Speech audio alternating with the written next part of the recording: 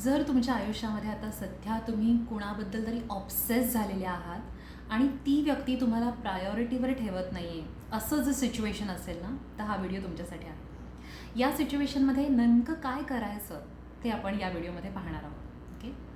So सगळ्यात पहिल्यांदा म्हणजे लक्षात घ्या, तुम्ही त्या व्यक्तीबद्दल जो मनामध्ये विचार करता आहात ना, तो विचार तुमचा आहे, बरोबर.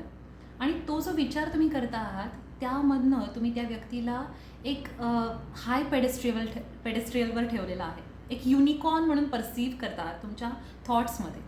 ओके. आणि त्याचा रियालिटीशी काही संबंध नाही आहे, त्या व्यक्तीशी काही संबंध नाही. प्रत्येक व्यक्तीमध्ये गुणदोष असतात, पण तुम्हाला त्याचे ते गुण आहेत ना, तेच दिसत आहेत. तुम्हाला ती व्यक्ती अत्यंत सर्वगुण संपन्न दिसते आहे, कारण तुमचा विचार, तुमचा एक्झिस्टिंग जो थॉट आहे, बिलीफ आहे, त्याच्यातनं तुम्ही जे विचार निर्माण करताय त्याच्यामुळे ते सगळं असं ऑब्सेशन होतं आहे. तर स्टेप नंबर 1 म्हणजे आपल्याला आपल्या विचारांची जबाबदारी घ्यायची आहे आणि स्वतःला सांगायचं आहे की I am creator of this obsession and I take 100% responsibility of this obsession. That is step number 1.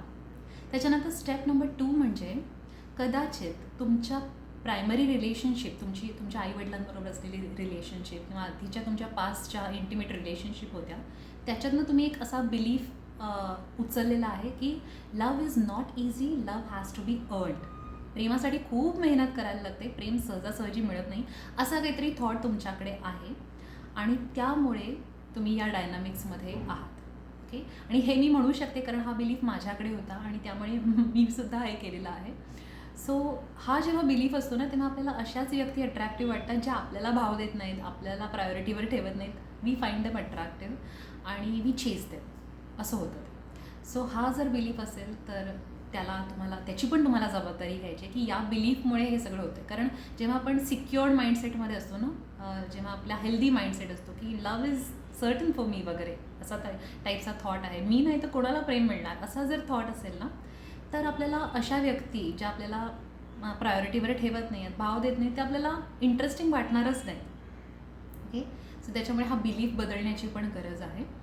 आणि तिसरी गोष्ट म्हणजे जी बऱ्याच जणांना पटणार नाही, पण तरी मी सांगते आणि त्याचा प्रूफ देते मी तुम्हाला, की some part of you actually like this situation.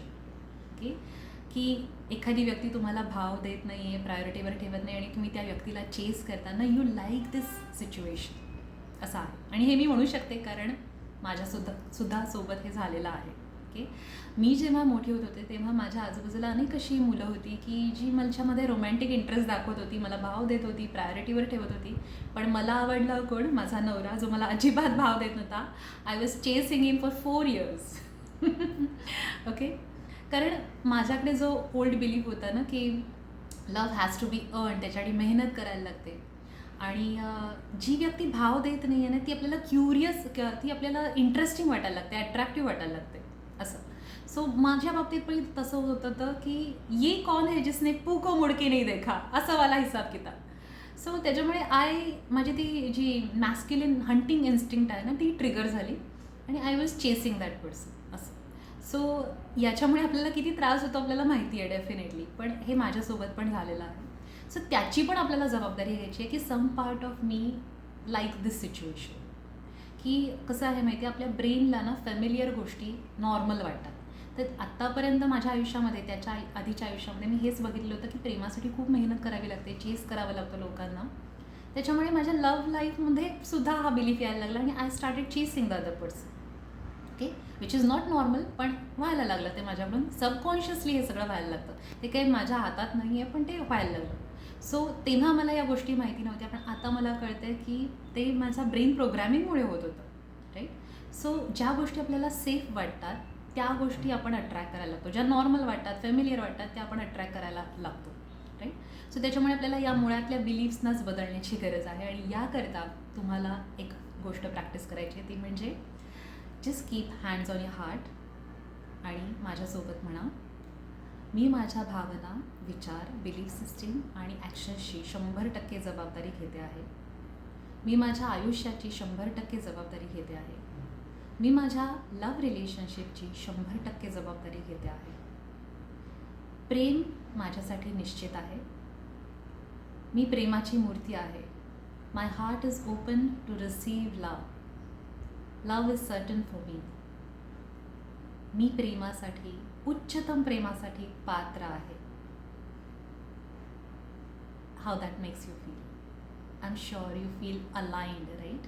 So ही लव्ह अलाइनमेंट आपल्याला स्वतःला करायची आहे आणि स्वतःचं हार्ट चक्र ओपन करायचं आहे. ही अफर्मेशन्स परत परत म्हणून. ओके. आणि अजून एक अफर्मेशन ॲड करा, दॅट इज ॲडिशनल, की I am enough, I deserve love. मी प्रेमासाठी पात्र आहे आणि प्रेम मिळवण्यासाठी आय एम इनफ. मला काही प्रूव्ह करण्याची गरज नाही. ओके.